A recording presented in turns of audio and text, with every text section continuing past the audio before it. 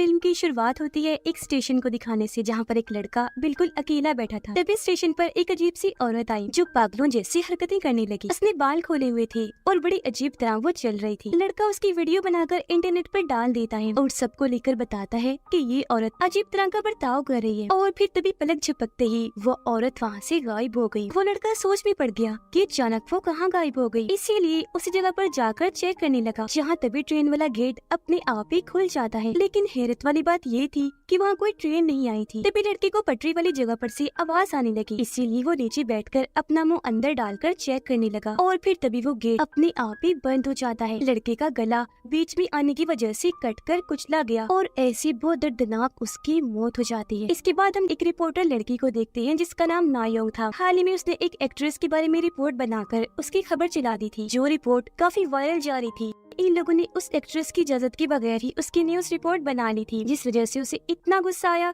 कि उसने इनकी कंपनी के खिलाफ शिकायत कर दी, जिस वजह से कंपनी को 50 मिलियन का फाइन लगता है। इस बात की वजह से नायोंग की बॉस उस पर बहुत गुस्सा करती है और कहती है कि ये सब तुम्हारी वजह से हुआ। अब या तो ये फाइन तुम भरोगी या फिर कोई ऐसी रिपोर्ट बनाओ जो इसी तरह वायरल कामयाबी की बुलंदियों पर जाए। ऐसे हमारी रिपोर्ट पर व्यूज बढ़े, ज्यादा एड्स आए, जिससे हमें इतना मुनाफा हो कि हम इस फाइन को भर सके। अब ये सुनकर नायोंग सोच में पड़ गई कि अब मैं क्या करूं। अब नायोंग को किसी काम से उस स्टेशन पर जाना पड़ता है, जहां उसकी मुलाकात अपने दोस्त से हुई। उसका दोस्त नायोंग को बताता है कि उस दिन जब तुम स्टेशन से गई थी तो मैंने एक लड़के को देखा जो अचानक ही ट्रेन के सामने आया और उसकी मौत हो गई। उसने खुद अपनी जान ली थी। हालांकि मैंने उसे बचाने की कोशिश की थी पर काफी देर हो गई। अजीब बात ये है कि ठीक उसी वक्त मैंने पटरी पर एक छोटे बच्चे को भी देखा जो बिल्कुल अकेला था। सुनने में आया है कि बिल्कुल यही चीज एक और आदमी ने भी देखी जो यहाँ स्टेशन पर मोर्टिशियन का काम करता है। मोर्टिशियन वो होता है जो लाशों को फ्यूनरल दफन वगैरह करने के लिए तैयार करता है। आगे नायोंग का दोस्त बताता है कि अब मैं तुम्हें हैरानकुन जानकारी देता हूँ। वो बच्चा असल में भूत था और जिस आदमी ने अपनी जान ली थी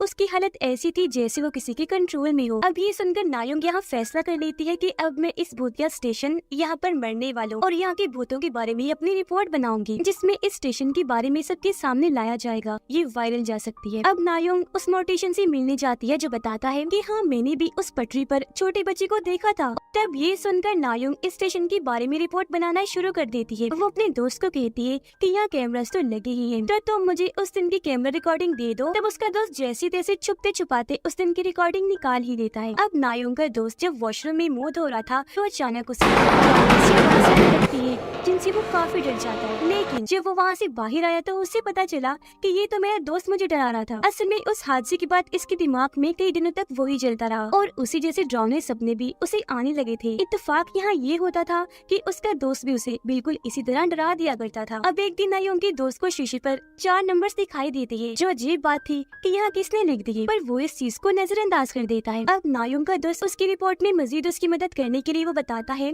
कि मैंने अभी ट्रेन ड्राइवर को बड़ी अजीब हालत में जाता हुआ देखा है। वो काफी गुमसुम था। अब इस मौके का फायदा उठाकर नायोंग उस जगह के लिए निकल जाती है ताकि ड्राइवर से इंटरव्यू ले सके। उसने ड्राइवर को देख लिया जो एक जगह पर बैठा हुआ था। वो भी उसकी साइड में बैठ जाती है और उसका इंटरव्यू लेना शुरू कर देती है। पर वो सहमा हुआ गुमसुम बैठा था और उसे कोई बात ही नहीं करता। इसी वक्त हमने देखा कि ड्राइवर के गले पर एक बच्चे का भूत बैठा है जिसने अपने हाथों से ड्राइवर का गला पकड़ा हुआ है और इसी वजह से उसके गले पर अजीब तरह के निशान बन गए थे। फिर अब ड्राइवर वहाँ से उठा और बेसमेंट की तरफ जाने लगता है, जिसके पीछे पीछे नायोंग भी चली जाती है। ड्राइवर दीवार की तरफ मुँह करके खड़ा हो गया और बार बार 4 नंबर बोल रहा था जो थे 0319। अब इसी तरह के 4 नंबर नायोंग के दोस्त को भी दिखाई दिए थे और अब यह ड्राइवर भी एक भूत में बदल जाता है और उसका चेहरा बहुत डरावना लगने लगता है, जिसके अगले ही पल ड्राइवर वहाँ से गायब। अब नायोंग ट्रेन में थी। वो काफी खुश हो रही थी क्योंकि वहाँ का हर एक मुसाफिर उसके स्टेशन वाली खबर को ही पढ़ रहा था, क्योंकि सच में वो काफी वायरल हो गई थी। पर जब उसने नीचे देखा तो वहाँ एक बच्चे का भूत बैठा था जो उसका पैर पकड़कर नीचे खींचने लगता है, जो देखकर वो काफी डर गई और उसकी चीख के साथ नायोंग को होश आ जाती है, यानी कि ये सब उसका सपना था। पर जब उसने सर उठाकर सामने देखा तो उसके साथ काम करने वाले सारे लोग केक लेकर आ रहे थे, क्योंकि स्टेशन वाली खबर सच में वायरल गई थी और लाखों की तादाद में लोग उस खबर को देख रहे थे, जिस वजह से हर कोई काफी खुश था। नायोंग की बॉस कहती है कि तुम जिस ड्राइवर का इंटरव्यू ले रही थी ना, उसकी तो कुछ दिन पहले ही मौत हो चुकी है और स्टेशन पर तुम अकेले ही बैठी बोल रही थी। अब इस बात पर उसे यकीन नहीं आता, इसीलिए वो उस दिन की कैमरा रिकॉर्डिंग चेक करती है जहाँ वो सच में बिल्कुल अकेली थी। ड्राइवर उसके साथ नहीं बैठा था, जो चीज नायोंग को हैरान करके रख देती है। और जो बेसमेंट में गया था वो ड्राइवर का भूत ही था। लेकिन फिर भी इन सब चीजों को समझना नायोंग के लिए मुश्किल हो रहा था, इसीलिए वो उस लड़की के पास जाने का फैसला करती है जो उस दिन ड्राइवर के साथ बैठी थी। और जब नायोंग वहाँ इंटरव्यू लेने आ रही थी तो वो वहाँ से चली गई थी। अब नायोंग उस लड़की से मिलने जाती है जिसका नाम टे था, और वो यहाँ नायोंग से बड़ी अजीब अजीब बातें करने लगती है। वो उसे बताती है कि जिस आदमी ने ट्रेन के सामने कूदकर अपनी जान ली थी ना, वो असल में वहाँ कुआं ढूंढने आया था जो स्टेशन के पास ही है। वो फिर यहाँ एक कहानी बताने लगी कि काफी अर्सा पहले स्टेशन के पास एक कुआं बनाया गया जिसके अंदर एक कातिल ने बहुत सारे बच्चों को कैद करके रख दिया और उन्हें वहाँ से कभी नहीं निकाला गया, जिस वजह से सभी बच्चे धीरे धीरे करके मारे गए। और अब ये स्टेशन उन बच्चों की वजह से ही भूतिया है, क्योंकि उनकी ही आत्मा यहाँ आकर लोगों को डराती है और उन्हें अपने अपने कंट्रोल में कर उनकी जान ले लेती है। अब ये कातिल कौन था और वो ऐसा क्यों करता था, वो नंबर्स क्या है, वो लड़की यहाँ नहीं बताती। अब नायोंग इंटरनेट पर उसी कुएं के बारे में सर्च करती है। इस कुएं की तस्वीरें वो टे को भेजती है जिससे उसे काफी कुछ याद आने लगता है, पर वो नायोंग को कुछ नहीं बताती। थोड़ी देर बाद टे एक डायरी उठाती है जिसमें कई सारे नंबर्स लिखे हुए थे। हैरान करने वाली बात ये थी कि वो सारे नंबर्स भी 4 ही थे। साथ ही डायरी के अंदर एक तस्वीर भी थी जिसमें एक आदमी के सामने 2 बच्चे एक ऑर्फनेज के सामने खड़े थे जहाँ पर लावारिस बच्चों को रखा जाता है जिनका इस दुनिया में कोई नहीं होता। सबसे बड़ी बात कि इस ऑर्फनेज का नाम भी वही था जो उस गॉस स्टेशन का था। तो अब इस तस्वीर को टे बड़ी गौर से देखने लगती है और उसे कुछ ख्याल आने लगते हैं। ऐसा लग रहा था कि जैसे इस तस्वीर और ऑर्फनेज से उसका ताल्लुक हो। अब नायोंग और उसके दोस्त मोर्टिशन के पास आते हैं जो कि इन्हें उस ड्राइवर की लाश दिखाने ले जा रहा था, क्योंकि नायोंग उसकी कुछ तस्वीरें बनाना चाहती थी। पर जब इन्होंने लाश पर से चादर हटाई तो उसके जिस्म पर बहुत सारे निशान थे जो नाखूनों के बनाए हुए लग रहे थे। तब यहाँ मोर्टिशन जानकारी देता है कि ये निशान दरअसल उन बच्चों के नाखूनों के निशान है, क्योंकि उनकी आत्माएं उन लोगों के जिस्मों पर नाखून मार देती है जिनकी अनकरीब मौत होने वाली होती है। क्योंकि यहाँ जितनी भी लाशों को लाया जाता है सबके जिस्मों पर ही ऐसे निशान होते हैं, और ये निशान और वो 4 नंबर ही बताते हैं कि उन बच्चों की आत्माओं का अगला शिकार कौन है। अब यहाँ नायोंग का दोस्त नोटिस करता है कि मोर्टिशन की बाजू पर भी वैसे ही निशान बन गए हैं, और तो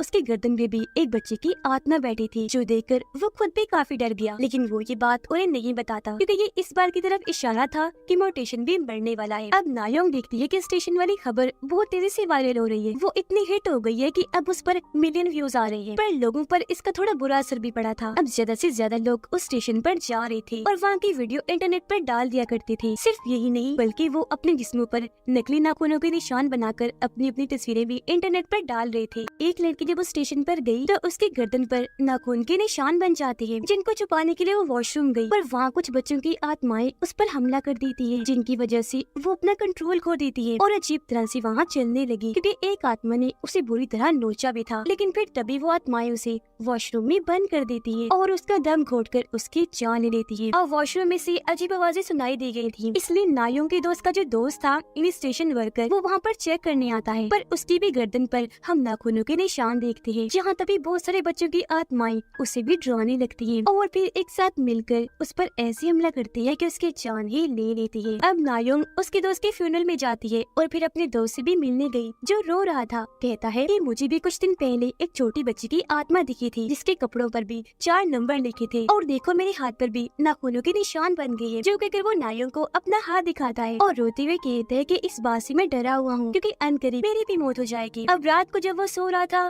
तो उसे उन्हें बच्चों के बुरे बुरे सपने आते हैं, जैसे वो सारी आत्माएं उसके ऊपर बैठी हुई है और फिर खींचकर उसे कुएं में ले जाकर फेंक देती है। अब डर की वजह से उसकी आँख खुल गई और वो सीधा नायोंग के पास जाता है और उसे इस सब के बारे में बताता है, जिस पर अब ये दोनों इन सब का हल ढूंढने का फैसला करते हैं और टे से मिलने उसके घर आ जाते हैं। वो यहाँ ये राज खोलते हैं कि जिस लड़के ने कूदकर अपनी जान ली थी, जिसे तुम्हारे दोस्त ने भी बचाने की कोशिश की थी, यानी जब कुआं ढूंढने उस स्टेशन पर गया था, वो दरअसल मेरा भाई था और उसकी मौत की वजह यही है कि वो वहाँ कुएं की तलाश में गया था।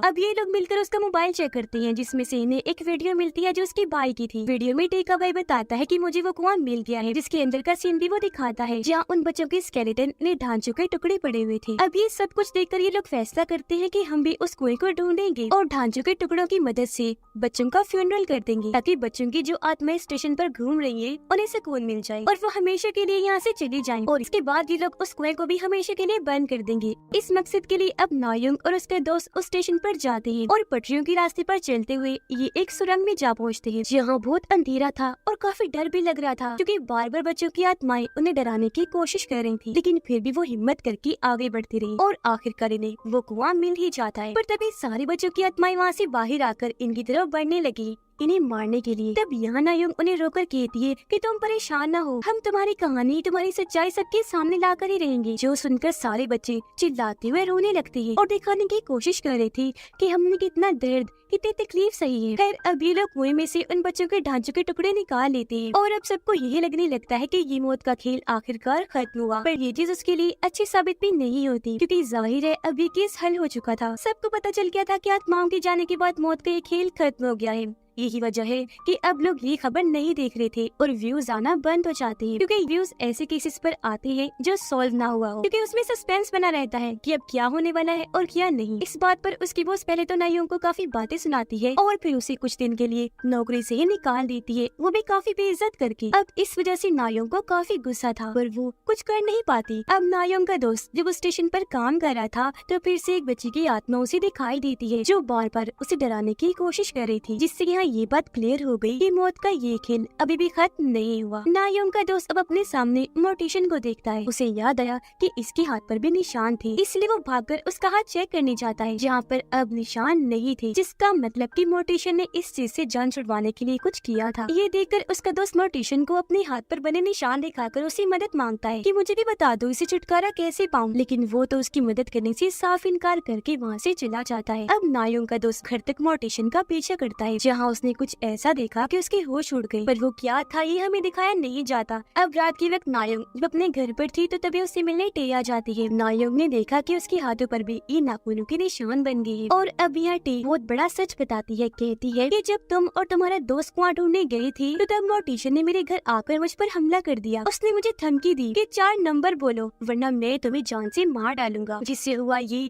कि उसका कर्ज यानी श्राप मेरे ऊपर आ गया, इसलिए नाखूनों के निशान मुझ पर बन गई है और अब मैं भी उन आत्माओं का शिकार हूँ, मैं मारी जाऊंगी। अब यह नायोंग से पूछती है कि तुम्हें कैसे पता कि ये कर्ज है, और ये इस तरह दूसरे इंसान पर चला जाता है, जिस पर टे बताती है क्योंकि मेरे डैड को इन चीजों की काफी अच्छी जानकारी थी और उन्होंने ही मुझे ये बताया था। और अब यहाँ वो सबसे बड़ा राज खोलती है। कहती है कि मैं असल में उसी आदमी की बेटी हूँ जिसने उन सब बच्चों को उस कुएं में कैद किया था, यानी उस कातिल की। वो बताती है कि मैं भी असल में उन बच्चों में से एक थी, लेकिन फिर एक दिन उसने मुझे कुएं से बाहर निकाल लिया, क्योंकि मैं भी उसकी सुतेली बेटी ही थी और उसने अपने बेटे के कहने पर ही मुझे निकाला था, जो मेरा सुतेला भाई था, क्योंकि उन्होंने मुझे गोद लिया था। मैं जब कुएं से बाहर जा रही थी तो बाकी बच्चों ने मुझसे मिन्नतें की कि तुम बाहर जाकर प्लीज हमें भी निकलवा देना, पर मेरा सुतेला बाप बहुत जालिम था। उसने हर बच्चे को 4 नंबर्स का एक कोड दिया हुआ था, जैसे किसी का 10-20 था तो किसी का 20-19 था तो किसी का कुछ था, और इन्हीं नंबर से वो हर बच्चे को जानता था। अब जाहिर है उन बच्चों के नंबर्स थे तो उनके मरने के बाद उनके भूतों का भी हर एक नंबर था। टे का सुतेला बाप उस ऑर्फनेज को चलाया करता था। वहाँ वो इन बच्चों पर इतना जुल्म करता था कि उन्हें मारकर काटता था, जिसके बाद सभी बच्चों के जिस्मों के हिस्से बेच दिया करता था। पर जब पुलिस को उस पर शक हुआ तो उसे डर होने लगा कि कहीं मैं पकड़ा न जाऊँ। यही वजह है कि उसने इन बच्चों को जिंदा ही इस कुएं में कैद कर दिया। टे रोते हुए कहती है कि ये सब मेरी और मेरे भाई की आंखों के सामने हुआ था, लेकिन हम क्या करते डरे हुए थे, उन बच्चों की मदद नहीं कर पाए और मुझे लगता है हमने उन्हें धोखा दिया, मुझे अपनी गलती का एहसास है। ये सारी बात बताकर वो बहुत रोती है क्योंकि सब कुछ उसे याद आ गया था, तो वो उन आत्माओं को अब पहचान पा रही थी। अब मौत के इस खेल को खत्म करने का सिर्फ एक ही रास्ता था कि जो भी लोग इस कर्ज का शिकार है उन्हें मर जाना चाहिए, इन्हें जिनके भी जिस्मों पर निशान है वो मारे जाएं। ये सारी बातें जानकर नायोंग अपने घर आ गई और बिस्तर पर लेटकर इस बारे में सोचने लगती है, पर तभी उसकी आंख लग गई। अगली सुबह जब वो उठी तो उसके दोस्त की कॉल आती है, जो नायोंग को बताता है कि मैंने अपना फोन नंबर बदल लिया है, तो जरा नोट कर लो। वो अपना नंबर बताने लगा और नायोंग भी साथ साथ नंबर बोलने लगी, लेकिन वो 4 नंबर बोलकर चुप हो जाता है और नायोंग की बोलते ही कर्ज उस पर आ गया। यानी कि ये सब उसके दोस्त ने नायोंग को फंसाने के लिए प्लान किया था, क्योंकि जब वो मोर्टिशन के पीछे गया था तो उसने उसे ये सब करते हुए देख लिया था। अब वो कहता है कि माफ करना, मैं जीना चाहता हूँ, इसलिए मुझे ऐसा करना पड़ा, जो कहकर वो फोन काट देता है। अब यहाँ हमें पता चला कि जब नायोंग का दोस्त मोर्टिशन का पीछे करते हुए उसके घर गया था तो वहाँ मोर्टिशन ने उसे जानकारी दी थी, कहा था कि अब तुम्हें ये फैसला करना है कि ये कर्ज तुम्हें किसके पास भेजना है, और हाँ, जिस इंसान को भी तुम कर्ज के लिए चुनो उसे स्टेशन के भूतिया होने और इस कर्ज के बारे में पता होना चाहिए, और अगर तुमने सामने वाले से वो नंबर बुलवा दिए तो तुम्हारा कर्ज उस पर चला जाएगा। तो इसलिए उसने नायोंग के साथ ऐसा किया। अब नायोंग काफी फिक्रमंद हो जाती है, क्योंकि अगर उसने जल्द कुछ ना किया तो वो मारी जाएगी। वो काफी दिमाग लगाकर ये फैसला करती है कि मैं अपना ये कर्ज अपनी बॉस पर डाल दूंगी, जो हमेशा मुझ पर भड़कती रहती है, और ऐसे मेरा बदला भी पूरा हो जाएगा। वो अब सीधा अपनी बॉस के पास गई और उसे कहती है कि मैं यहाँ से रिजाइन दे दूंगी, यानी ये जॉब मैं खुद ही छोड़ दूंगी अगर तुम ये 4 नंबर बोल दोगी तो। अब उसकी बॉस को कुछ समझ नहीं आती, लेकिन नायोंग उसे बातें सुनाकर इतना गुस्सा चढ़ा देती है कि आखिरकार वो 4 नंबर्स बोल ही देती है, जिससे नायोंग का कर्ज उस पर चला जाता है। अब बॉस पर कर्ज आना ही था, क्योंकि असूल के मुताबिक उस स्टेशन और कर्ज दोनों का ही पता था। वो जब वहाँ से जा रही थी तो उसके पीछे हम बॉस को चिल्लाते हुए देखते हैं, क्योंकि उसके हाथ पर भी नाखूनों के निशान बन गए थे, और वो समझ गई थी कि मेरे साथ क्या हुआ और अब मैं बचने वाली नहीं, यानी कि ये कर्ज कभी भी खत्म नहीं होगा। ऐसे ही चलता जाएगा तब तक जब तक कर्ज वाले सभी लोगों को जान से ना मार दिया जाए। इसी के साथ ये फिल्म यहीं पर खत्म हो जाती है।